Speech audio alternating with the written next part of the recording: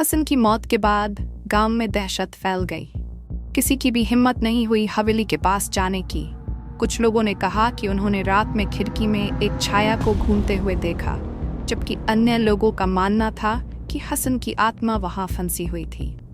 हसन के सबसे अच्छे दोस्त फहाद को विश्वास ही नहीं हुआ कि क्या हुआ था।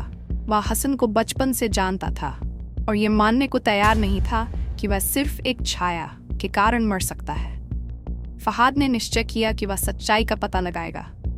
एक रात चांद की धुंधली रोशनी में फहद हाथ में मशाल लेकर हवेली की ओर चला। जैसे जैसे वह गेट के पास पहुंचा, हवा ठंडी होती गई और पेड़ों की शाखाएं अजीब तरह से हिलने लगीं। उसका दिल तेजी से धड़कने लगा, लेकिन उसने खुद पर नियंत्रण रखा और दरवाजे की ओर बढ़ गया। दरवाजा हमेशा की तरह चमराहट के साथ खुला।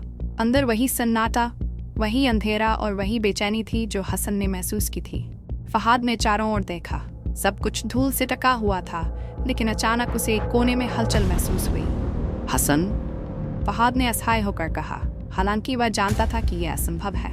अचानक एक फुसफुसाहट सुनाई दी, चले जाओ, नहीं तो तुम्हें भी यहीं कैद कर लिया जाएगा। फहाद का दिल तेजी से धड़कने लगा, लेकिन पीछे हटने की बजाय वह आगे बढ़ गया। टॉर्च की रोशनी में उसे दीवार पर पुराने निशान दिखाई दिए, जैसे किसी ने उन्हें अपने नाखूनों से खरोंच दिया हो। तभी अचानक उसके पीछे दरवाजा बंद हो गया। जब फहाद ने पलटकर देखा तो उसने एक परछाई को धीरे धीरे अपनी ओर बढ़ते देखा। वही अंगारे सी जलती आंखें, वही फुसफुसाहट, वही शीतलता। आप यहाँ क्यों आए थे? छाया फुसफुसाया। फहाद ने कांपती आवाज में कहा, मैं अपने दोस्त हसन के बारे में जानना चाहता हूँ। क्या तुमने उसे मार डाला?